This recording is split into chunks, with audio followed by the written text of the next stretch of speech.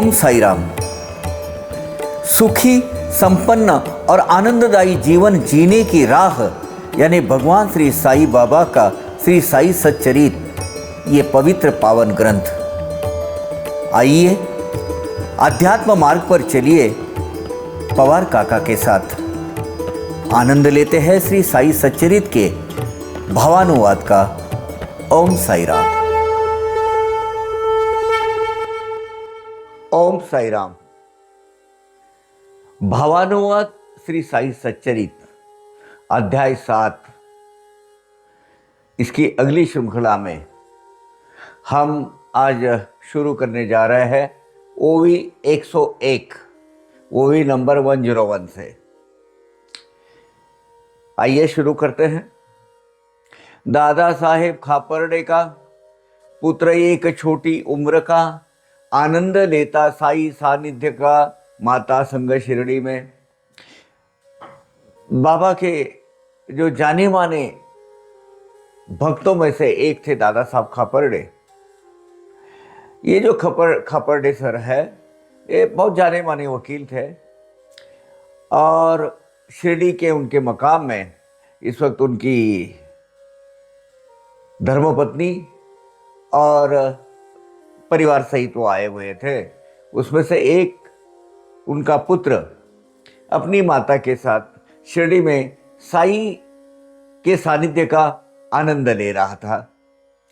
पहले ही वो लड़का छोटा अकस्मात तेज बुखार बढ़ गया, हृदय माता का बैठ गया, हो जाती अस्वस्थ मन। अब हुआ ये कि पहले से वो जो लड़का है वो एक उम्र उसकी छोटी, उसमें से बहुत तेज बुखार चढ़ गया उसको।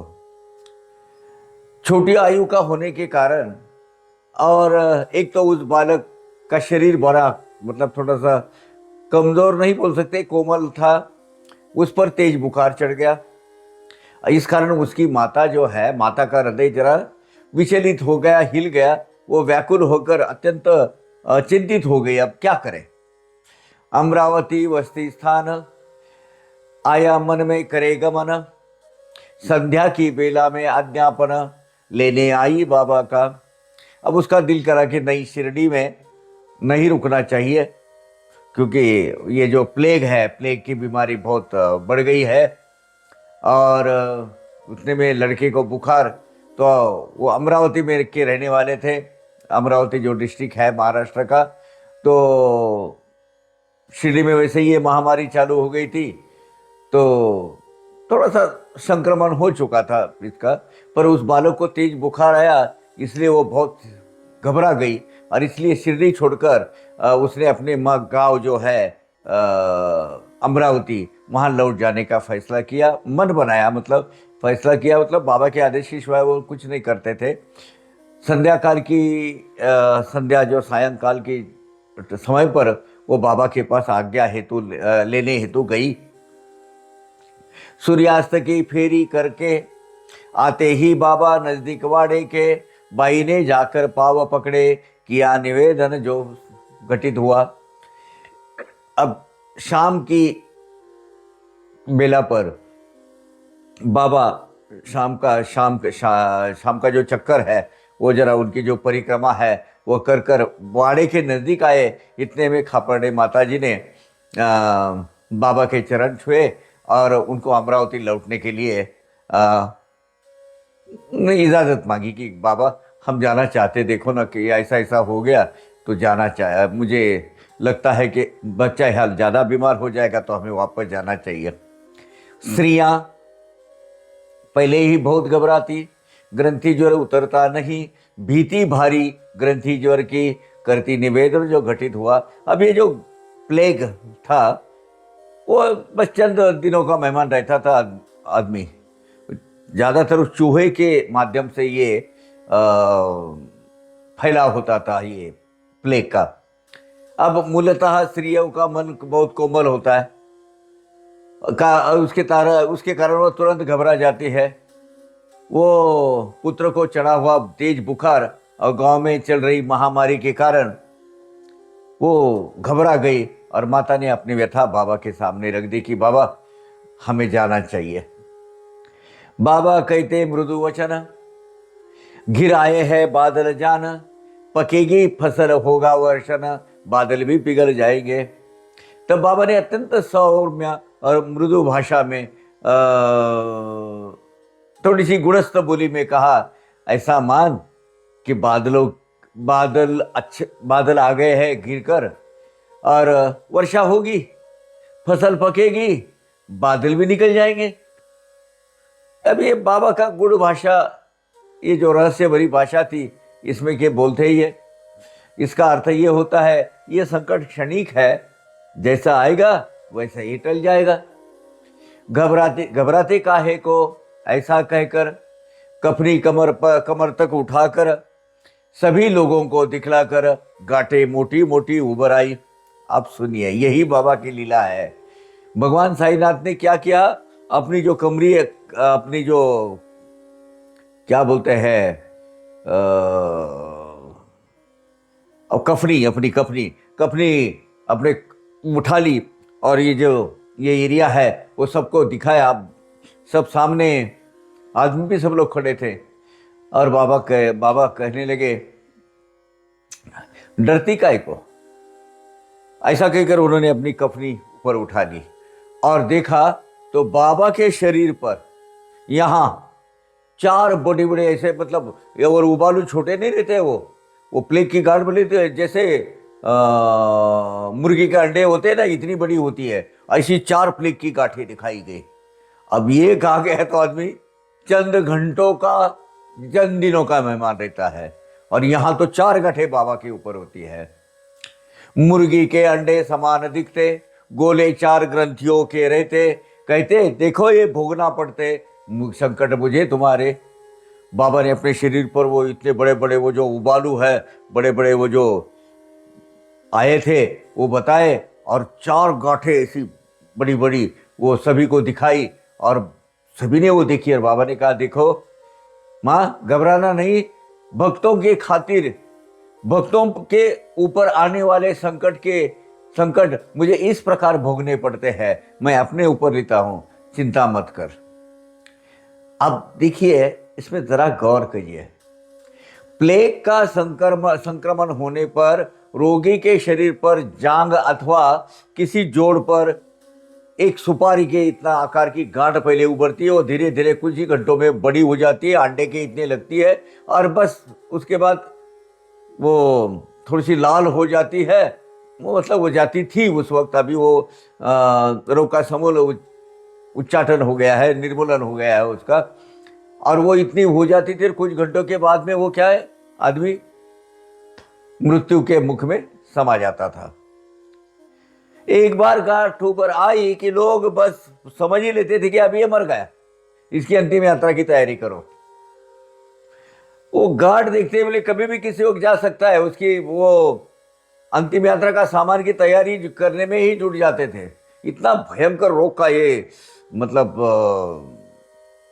डर या उसका परिणाम होता था। और बाबा के शरीर को तो, शरीर के ऊपर 4 गांठियां दिख रही थी।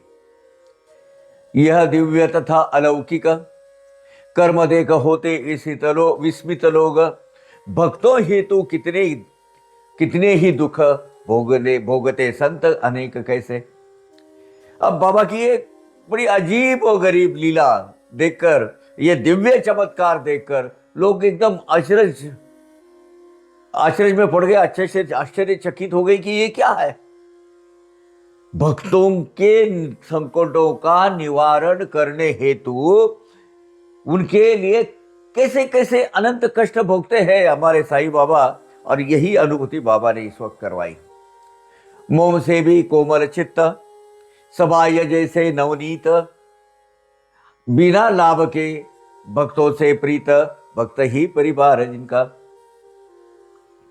बाबा का जो मन है बहुत ही कोमल, मुलायम, नरम, बाहर भीतर से माखन के समान, एकदम मृदु।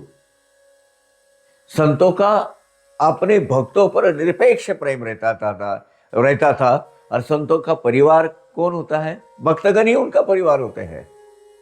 घटी घटना ऐसी एक बार, नाना साहेब चांदोरकर निकले नंदुरबार छोड़कर पंढरपुर जाने हेतु। अब एक बार ऐसा हुआ, भक्त श्रेष्ठ नाना साहब चांदोरकर बाबा के हार्डकोर भक्तों में से, मतलब पहले जो 3-4 थे उनमें से, और सबसे पुराने, बहुत पुराने, पहले 4-5 जो बाहर के लोगों में नाना साहब चांदोरकर, ये उस वक्त तहसीलदार थे, मामलेदार कहते थे उस वक्त उनको। अब इनका तबादला उस वक्त था नंदुरबार में। आज वो मेरे ख्याल से तालुका जिला प्लेस है नंदुरबार, और वहां से उनका ट्रांसफर हो गया पंढरपुर में।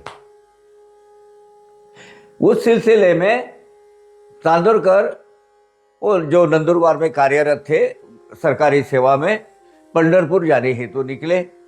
अब इस घटना का वर्णन सुनिए बाबा ने क्या किया।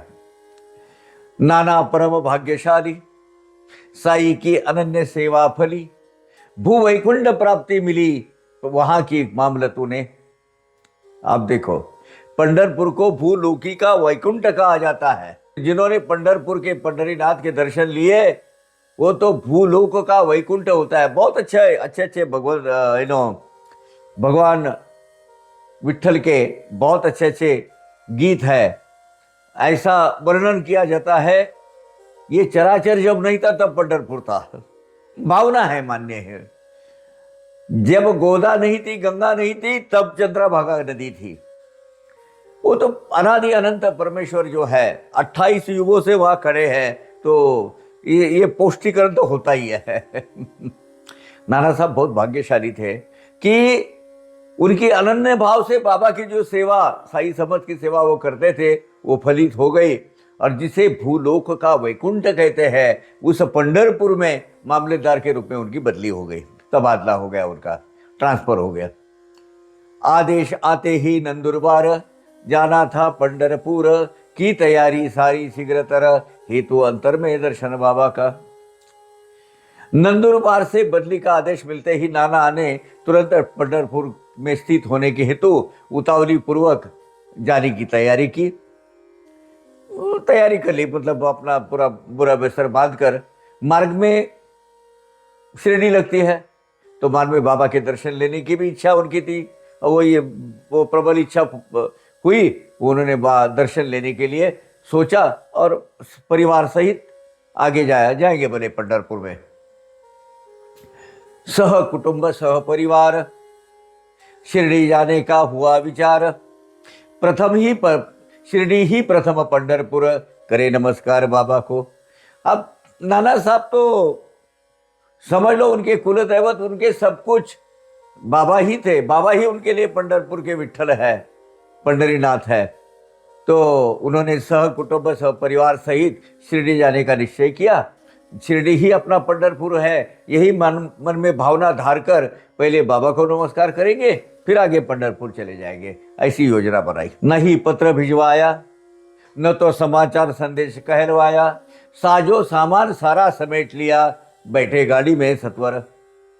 तब उन्होंने उतावली पूर्वक सारी तैयारी कर ली, अपना सामान सब बोरा वगैरह सब बोरा बिस्तर बांध लिया, सामान गाड़ी में चढ़ाया और शिरडी की ओर प्रस्थान किया। शिरडी आने के बाद, शिरडी आने वो आ रहे हैं इसके बारे में किसी को ना कोई खबर थी, ना किसी को उन्होंने कोई संदेशा भेजा था, कोई पत्र भी नहीं लिखा था। नाना ने क्रिया प्रस्थान ऐसे, नहीं थी खबर किसी को शिरडी में, पर साई को सब ज्ञात रहे, ध्यान सर्वत्र उनका। अब किसको कुछ पता तो था नहीं, लेकिन अंतर्यामी साई भगवान उनसे क्या छूटा है, उनकी नजर से कुछ नहीं छूटता। इस प्रकार नाना साहब के नंदुरबार छोड़कर शिरडी जाने के लिए जो निकले, पंढरपुर जाने हेतु शिरडी जाने के लिए निकले। शिरडी में किसी को भी नहीं पता था, पर बाबा को सब कुछ ज्ञात था। बाबा की सूक्ष्म दृष्टि सारे विश्व में, समूचे विश्व में, ब्रह्मांड में कहाँ क्या चलती है, उनकी दृष्टि तो सब भ्रमण करती रहती है वहां। नाना निकले सत्वर, पहुंचे ही होंगे नीमगांव की सीमा पर, तभी शिरडी में हुआ चमत्कार, करो श्रवण घटना का। अभी बाबा ने बड़ी किसी अजीब तरीके से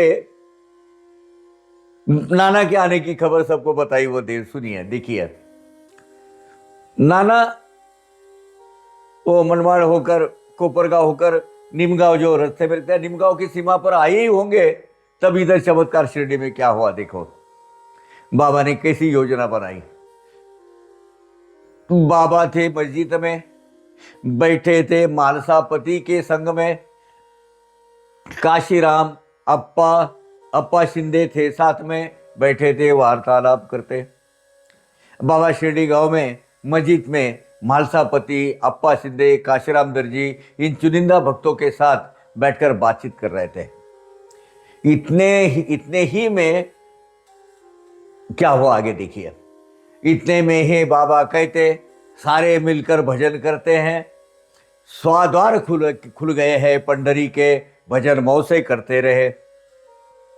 इतने में बाबा ने अचानक बाबा बोल पड़े, सबको कहा, अब पंढरपुर के दरवाजे खुल गए हैं, देखो ऐसा भजन हम चारों प्रेम पूर्वक भक्ति भाव से मिलकर करेंगे, चलो भजन की तैयारी करो। साई पूर्ण त्रिकाल ज्ञाता, क्या छुपा है उनसे। साई पूर्ण त्रिकाल ज्ञाता, ज्ञात हो गई उन्हें यह वार्ता, नाना सीमा के झरने पर पहुंचता, भजन उल्लास था बाबा को। नाना जैसे नजदीक नजदीक आ रहे, वो सीमा के ऊपर वो जो झरना बहता है ना, वहां तक आया था। बाबा ने जोर जोर से सबके साथ में भजन कहना चालू किया। और क्या था भजन वो मराठी में है, वो हिंदी का ट्रांसलेशन में बता तो, पंढरपुर को जाना है जाना है जाना है, वहीं पे मुझको रहना है रहना है रहना है, वहीं पे मुझको रहना है रहना है रहना है, वो घर मेरे राया का है राया का है राया का। अब कालातीत ज्ञान जिसको है, त्रिकाल ज्ञानी बाबा ने अपने प्रज्ञा चक्षु के माध्यम से जान लिया था कि नाना साहब शिरडी के सीमा तक पहुंच गया है, और वो जिस सीमा का नाला है, वो नाला पार करने पर ही अभी करने ही वाला है। तो बाबा इतनी भजन गाने की उमंग आ गई, और बाबा ने भक्तों को वो जो गाना, जो भजन है, वो गाना चालू कर दिया। और वो जो प्रस्तुत किया, कैसा, पंढरपुर को जाना है जी जाना है जी जाना है, वहीं पे मुझको रहना है जी रहना है जी रहना है, वहीं पे मुझको रहना है रहना है रहना है, कर वो पंडरी राया का जी राया का वो राया का। बाबा स्वयं भजन गाते थे। भक्त बैठे जो बाजू में थे, जैसे बोले वो अप्पा शिंदे, मातापति, काशीराम वगैरह सब साथ में बैठे थे। तो भक्त बैठे बैठे संगत करते थे, पंडरी के प्रेम में रंग गए थे पूरे। और इतने में नाना पहुंचे, इतने में नाना वहां पंडरी के पांडुरंगा भजन करते भक्तजन ईश्वर के प्रेम में सब डूब गए थे। वे विठोबा के प्रेम में इतने रंग गए थे, इतने गुल मिल गए थे। बाबा गाते थे और भक्तजन साथ देते थे। और इतने में नाना वहां पहुंच गए। पहुंचते ही सह परिवार उन्होंने बाबा को वंदन किया, सह कुटुंब किया वंदन चरणों में। कहने लगे, अब हमारे ही साथ में महाराज 20 पंढरपुर में बैठे आराम करो, आराम पूर्वक निश्चिंत होकर। नाना ने अपने सह परिवार के साथ में बाबा के दर्शन लिए और बाबा को विनती की कि बाबा अब हमारे साथ पंढरपुर में आकर शांति से सुखपूर्वक रहना है आपको। अब पंढरपुर में मामलेदार की हैसियत से मुझे वहां कार्यरत होना है, कार्यभार संभालना है। नाना ने प्रत्यक्ष शरीर सहित बाबा को पंढरपुर आके रहने की विनती नहीं की है।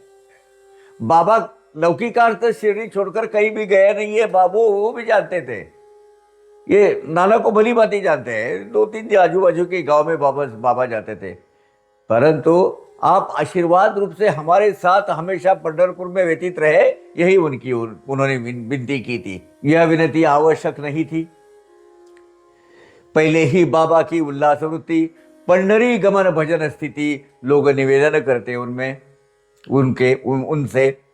फिर बाबा के वहां उपस्थित भक्तों ने नाना से कहा कि आपकी बदली पंढरपुर हुई है और उस निमित्त पंढरपुर के द्वार खुल गए हैं तथा अब उस वही रहना है हमें, ऐसे बाबा ने अपने भजन द्वारा हमें पहले ही निवेदन कर दिया है।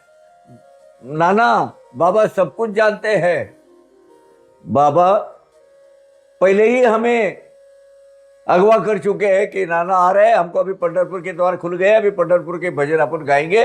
और उन्होंने बोले वहीं पे मुझको रहना है, यही गाना, यही जो भजन है बाजा बाबा खुद गा रहे हैं। क्या बात है। नाना वहां से निकल गए हैं और वहां आने के पहले ही बाबा को सब पता है और उन्होंने चालू कर दिया, भजन गाना चालू कर दिया।